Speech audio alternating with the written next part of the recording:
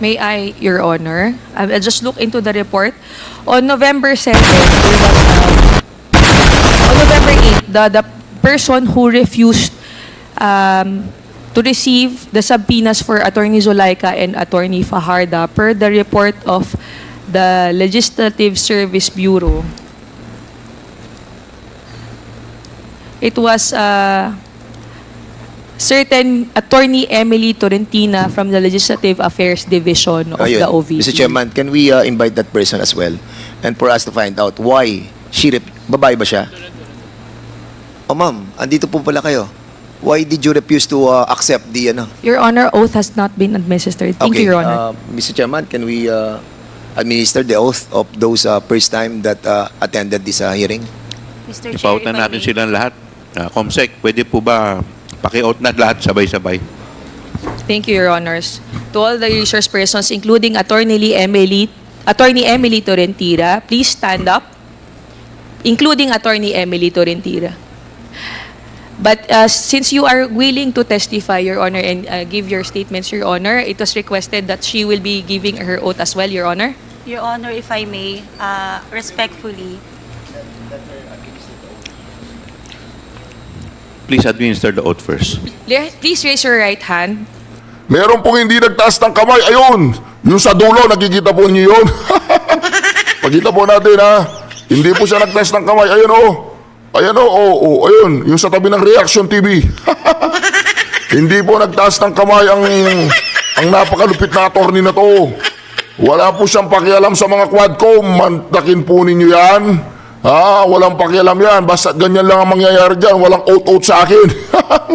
Ang amo ko, si Inday Sara, alam niya. Ito sa sinasabi nilang in aid of the legislation. Resource person kami, humingi kayo ng tulong. Tutulungan namin kayo, pero wala nang out-out. Malupit po itong lawyer na ito. Mantakin po rin yun. Nagawa niya yan sa harapan ni Paduano. Hindi naman kasi lawyer si Paduano. Eto po, panoorin po natin kung mag-o-out ito. Do you swear to tell the truth, the whole truth, and nothing but the truth in this inquiry, Your Honor? I do. The oath has been administered for the resource persons, Ms. Rabago, Mr. Tenido, Attorney Sanchez, and Ms. Villa del Rey. However, Attorney Emily Torrentira refuses to take her oath, Your Honors.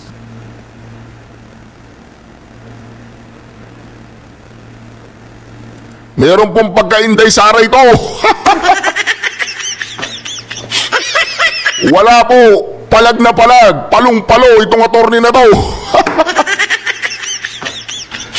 Maniwala po kayo sa hindi. Walang nagawa si Akop dito, tsaka si Paduano, si Dante. Lahat sila, wala. Ang ginawa po nila, malalaman nyo mamaya. Iko-contempt kaya, ipapa-arresto kaya, o pagbabakasyonin lang. Ito po ha, ito.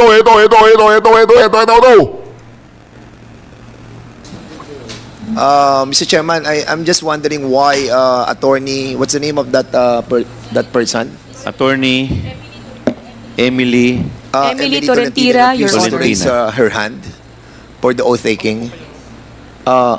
Can we ask her why she refuses to take her oath? may I? Wala! Sabi niya, may I, kasi kayo lahat ay may I. Alright. Your, Mr. Chair. You can Your all sit down, Honors. ma'am. Upo na po. Thank you. Bakit Your daw po Honor. ayaw ninyo mag-take ng oath? No, Your Honor, I am not refusing to take the oath. Prior to being asked to take the oath, I was trying to explain, Your Honor, that I am not an invited resource person. Second, that I have only been asked now to explain why there was no receipt for subpoena for the persons who are not present here. That is what I am trying to say, Your Honors, respectfully. I just wanted to explain that as part of the Legal Affairs Division of the office, I wanted to explain why we did not receive. In accordance with the rules governing inquiries in aid of legislation, wherein the rules of court authority applies. Rule 14 in relation to Rule 21 of the Rules of Court, Your Honors. personal service must be made to resource persons who are being issued subpoena. With that, Your Honor, they being not present in the office at that time, no person can receive on their behalf, and hence, there will be no proper service. Respectfully, Your Honors.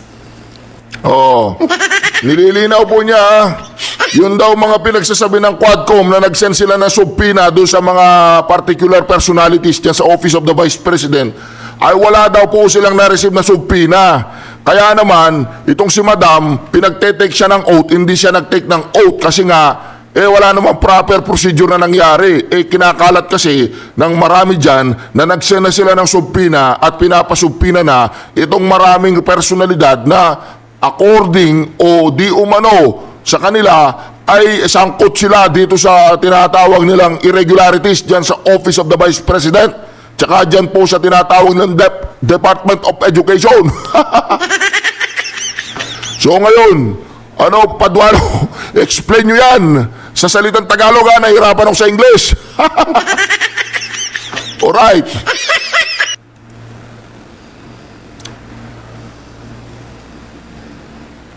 Well, we accept that that guidelines, no, that you mentioned a while ago. But you all know that this is an aid in aid of legislation. Yung mga tauhan ni Dan Fernandez dyan sa kanyang opisina, dyan sa Magsandigang Bayan-Bayan, dyan sa House of the Representatives, pag isabi sa kanya managalog na lang siya, nahihirapan kami para sa kanya. Marami pa yung, ano ba yan? Marami pa yun kaysa doon sa salita niya. O talagang nasanay lang siya nagsasalita na, ano bang trabaho dati niya? Alright, sige. And the reason why we are trying to course this invitation to the Office of the President, we discussed this lengthily already. And the testimony of Attorney Lopez is so important to us. And also si Pajarda. And I think, Mr. Chairman, with this kind of explanation that being manifested by Attorney Tolentino, as much as we accept that that premise of her, but somehow we are all guided with moral decency. Wow, moral decency. Talaga, moral decency, Dan Fernandez. Anong ginawa niyong dalawa niya, anong tawag dyan? Si Abante, kay Grillardo. May moral decency ba yun? So, ano nangyari sa inyong dalawa ni Dan Fernandez? Tsaka ni Abante? Naginipit kayo? Oo. Bakit kayo naginipit? Guilty o hindi? Ayos to tuloy. Somehow, sana Mr. Chairman. naman, umattend naman po sila dito kahit na sabihin po natin that Narinig ko po si Paduano, nabubwisit na naman kay Dan Fernandez. Mga ngaral na naman to, magiging pastor na naman, ayan po. Pakinggan na po natin, pakinggan na natin. yun nga po, ito po yung sinasabi nung inyong minention a while ago. But I think somehow sa akin personally that is not accepted. And Hindi accepted, acceptable. Hindi accepted, acceptable. That is not acceptable. Hindi that is not accepted. Hindi ako marunong mag-English, Dan Fernandez, pero that is not accepted, Jeron. Mali ako. Correct nyo ako sa comment section, pero dapat hindi yun acceptable. Pasimpleng English lang hindi pa kaya.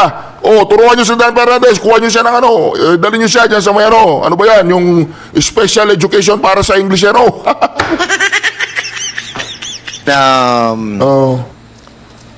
isang tanong lang, attorney. Have somebody told you not to accept all those invitations? No, Your Honor. It was a... So it is in accordance with the rules, Your So Honor. it's your own Attorney, Bulision. we will recognize you later because hindi po kayo nag-take ng oath. Okay na po. Mr. Chairman. You've already said your piece. Thank you, Mr. Your Chairman. Honor. Congressman May I Paduano, ask you're the recognized. good attorney, what is your role in this? You are not invited, but you are present at today's hearing, and you never take your oath. As Why? legal counsel. What is your presence? Mr. Chair, Your Honor, I am the Chief of Legal Affairs of the Office of the Vice President. So, I am here to represent the institution, Your Honor. so you are here to represent the institution. You should, before talking, you should take your oath. Because that is on record. You're a lawyer. You know that. You cannot speak unless until you take your oath. That's the rule, internal rules of this House and this committee. You cannot speak unless you take your oath. Or else, I will move to excuse you in this room. Mr. Chair. Point of order, Mr. Chair. Mr. What is, Chair, what is your point of order? yeah, I take the position of Congressman Paduano. Ayan na, palalabasin na lang po yata. Hindi po gumana yung kapangyarihan na Paduano dito. Attorney itong kausap niya eh. Hindi po gumana yung kanyang kapangyarihan mag-contempt sa mga resource person. Oh, ito daw, hindi siya invited. Pumunta siya dyan, ba't ayaw nyo? Siya nga daw ang head ng legal counsel ng Office of the Vice President. Oh, yun naman pala, talaga palang hindi nila tinanggap yung mga imbitasyon. Dahil daw, hindi yun naaayon sa batas. Ayon dito sa lawyer. Sino ba lawyer sa kanila? Si Akop. So meron palang gano'n. Pwede mong hindi tanggapin yung invitation tsaka yung sulat kasi nga hindi yun naaayon sa batas.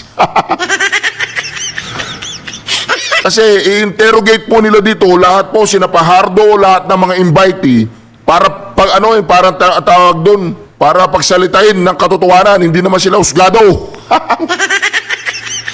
Ayaw nilang pumunta diyan kasi hindi naman yan husgado. Yan ay legislative, yan ay kongreso.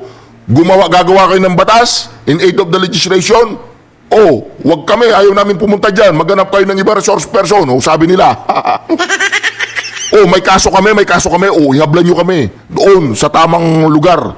Supreme Court, Regional Trial Court. Oh, ihablan nyo kami doon. Wag dyan. Hindi yan korte. Ano yan? Dapat yan. Batasan, gumagawa ng batas dyan. Hindi kayo dapat magpapatupad ng batas. Gagawa kayo ng batas. Masasermonan naman kayo nun yan kay Marcoleta. Sasabihin ni Marcoleta, oh, ano yan? Wala ang kwentang ginagawa. Tuloy pa natin. Sayang naman, di ba? I really don't know why she's here. Has she forwarded any explanation written as to her attendance? Hindi, Mr. Comsec. Chairman, No, Mr. Chairman. a while ago, she was Hindi ba sinabi nga niya, head siya ng legal ng Office of the Vice President. Di ba? Sinabi niya, nire-represent niya yung pinadala niyo ng mga subpina at sinasampal niya sa pagmumukha ninyo na siya mismo nagdesisyon na huwag tanggapin yung mga subpina. Kaya siya nandyan. Nakukuha mo, sir. trying to tell us that she is the representative of the Office of the Vice President. And if you are the representative of the Vice President, you have this reason to take your oath as well. No, but other than that, Mr. Chair, before we can even proceed to asking her to take her oath, has she communicated officially to the committee that she is indeed representing the Office of the Vice President? Is there any letter that... Alam niyo, malaki pong problema ng mga Quadcom. Napakalaki ng problema ng Quadcom. Bakit po? Kasi po, ang Quadcom ay dinesign yan para kay Madam Inday Sara, para gurgurin siya dyan araw-araw. Yung ginawa nila, katulad nung nakaraang taon, doon sa confidential fund, sa Senado, sa Kongreso, binugbog sarado siya doon, di ba? So, dito, ganyan ang gusto nilang gawin, kaya pinagsama-sama nila yung 4 na komite para kay Madam Inday Sara, kaya lang, hindi sila nakaporma. Una, ayaw niya mag-take ng oath. Pangalawa, hindi siya dumarating dyan. Kaya problemado po itong Quadcom na to. Eto, meron pang isang attorney, ayaw din mag-take ng oath. Anong mangyayari dyan? Kayo na lang, kayo na lang magtanungan dyan, oh. Bakit hindi nagpunta si Sara Duterte dito? Ganoon. Lagi nyo na lang binabanggit ang pangalan ni Sara Duterte. Para naman, pagkatapos yung pag-usapan, yan, pagkatapos ng hearing, sabay-sabay kayong didighay, para kunyari nabusog na kayo. Alright. Whereby Attorney Tolentino is given authority to represent the Office of the Vice President, COMSEC? None, Your Honor. Did you submit your authority? If I may, Your Honor, respectfully. Yes, please. Mr. Chair, can we just call for a 5-minute suspension? Kausapin muna natin kung ano ba talaga kasi... 5-minute suspension is declared by the chair. Mr. Chairman,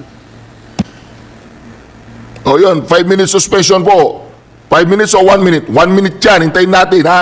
Ang nangyayari po ngayon, namumroblema si Paduano. Sabi niya, wala stick pa, paano kung makokontempt ito ha? Hindi siya nag-take ng oath. Kasi hindi siya pwedeng sabing, nagsisinungaling ka, I will cite you in contempt in section 11. Wala nag-ganoon. Kasi nga, hindi siya nag-take ng oath. So yung kapangyarihan po ni Paduano, nagigil na, nung nakaraang hearing pa, iniisip niya magagamit niya, o mag-overtime na naman ng mga yan.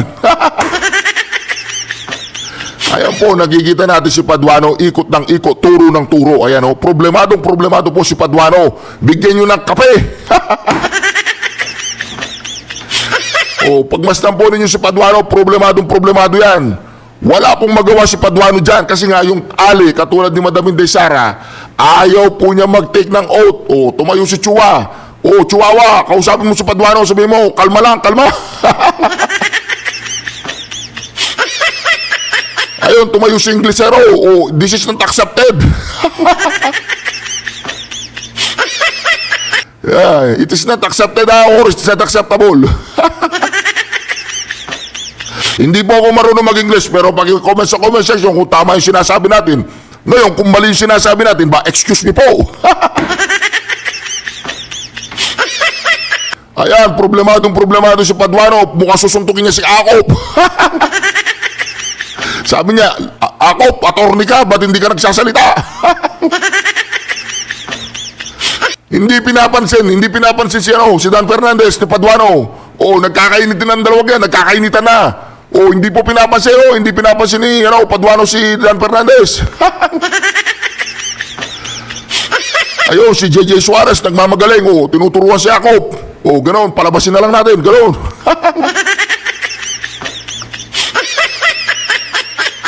Oh, ayun, si Chua naman, hinarap si Akop. Sabi niya, walang niya pare. Hindi natin madadali to, ayaw niya mag-take ng oath. Hindi rin natin makokontempt. Kasi, hindi siya nagsisinungaling. Oh, palapit si Balbasarado. Ano kayong gagawin ni Balbasarado? O, yun. Oh, tumalikod si Paduano, bumalik kayo kay Chua. O, yun, nakayuko na si Paduano. Problemado po si Paduano. Nakayuko po, naglalakad papunta sa kanya silya. Ayun, sabi niya, paano kung magagamit ng aking salamangka?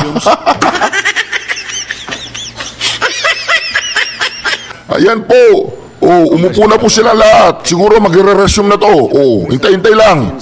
the good lawyer has no written authority coming from the Vice President. Oh, yan, si Paduano po. Problemado po si Paduano kasi po, bakit? Hindi niya po magagamit yung Section 11. Yung Section 11 po, nandoon po yung tinatawag nila lunch break.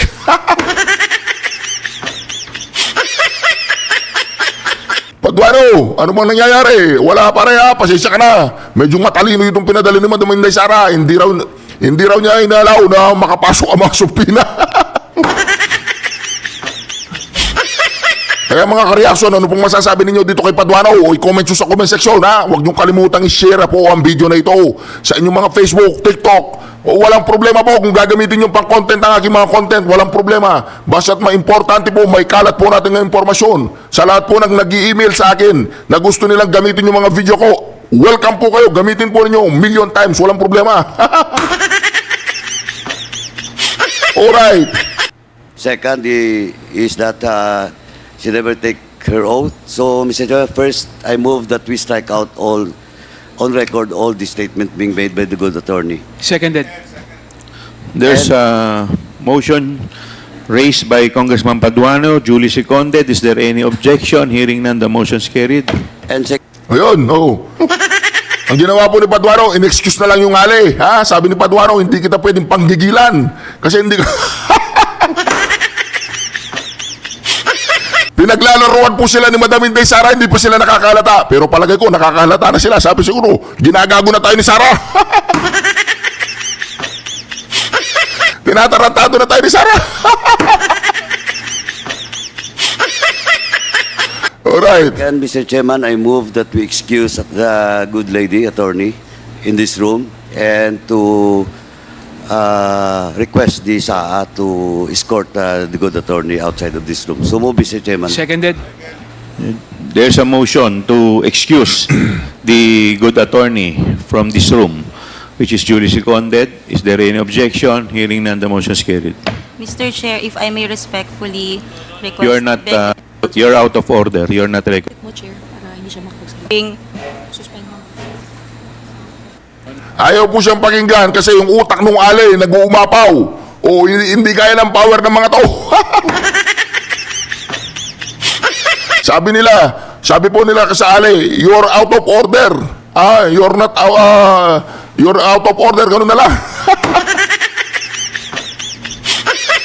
Sino po yung out of order? Yung ali o sila? Palagay ko sila.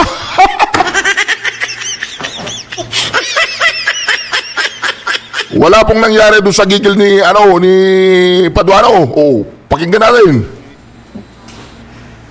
Oh, mag-recess.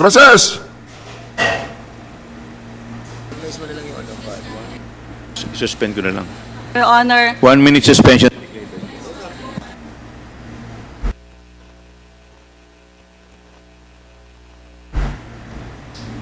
Oh, 1 minute suspension na naman po yan. Ang tawag po dyan sa larong basketball, wala nang oras, talo na tayo. Paki-excuse na lang po muna yung ating abogado. May pagka-Duterte yan, si Tatay Digong, tinuruan yan, huwag kang aalis dyan. Umawak ka sa silya, huwag kang aalis. O, tingnan po natin ha.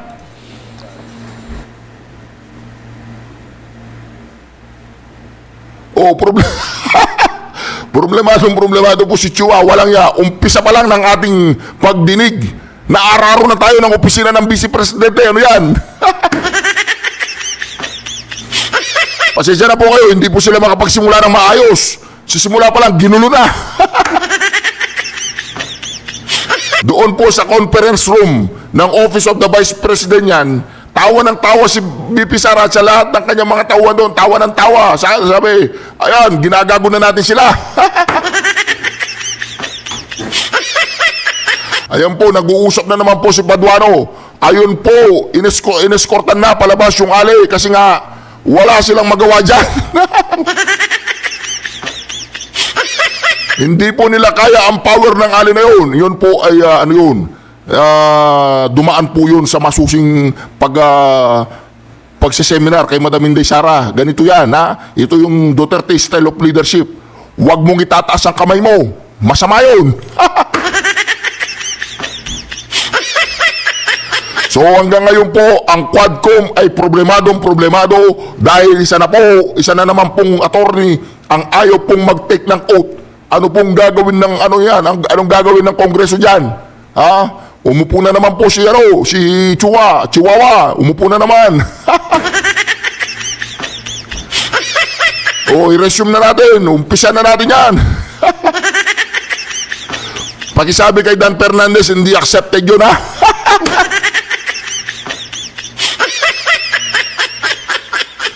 Wala namang ganyan na, Attorney Torrentino. Torrentino ba o Tolentino? Torero.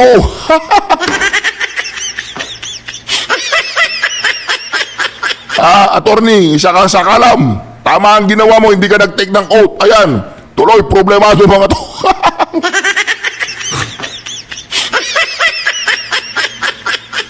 Ang gagawin nila niyan, i-strike out nila lahat na sinabi ni attorney para wala sa record.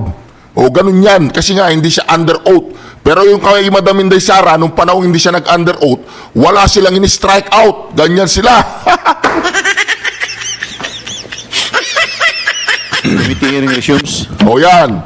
Nag-resume na po. Congressman Paduano. you're recognized. Yeah. Mr. Chair, gusto ko lang po ilagay sa tamang perspective yung dahilan kung bakit po pina-excuse po natin yung isang individual na dumalo sa ating hearing. Baka po kasi magkaroon ng misunderstanding why she was excused from our hearing. Number one, she was not invited to attend today's hearing. Number two, she did not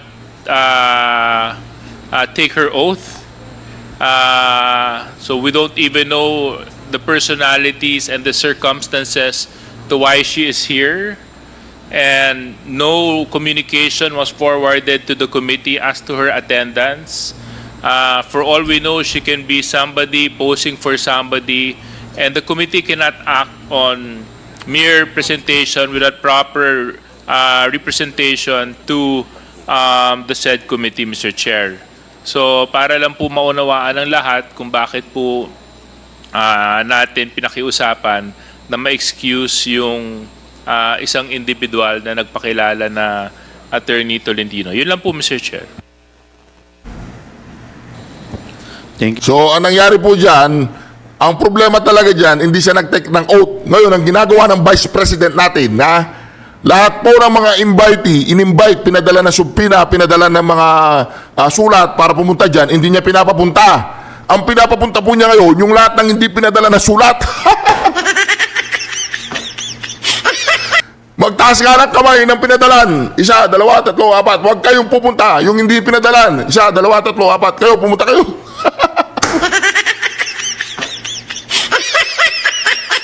Ganun po ang ginagawa ni Madam Inday Sara ngayon.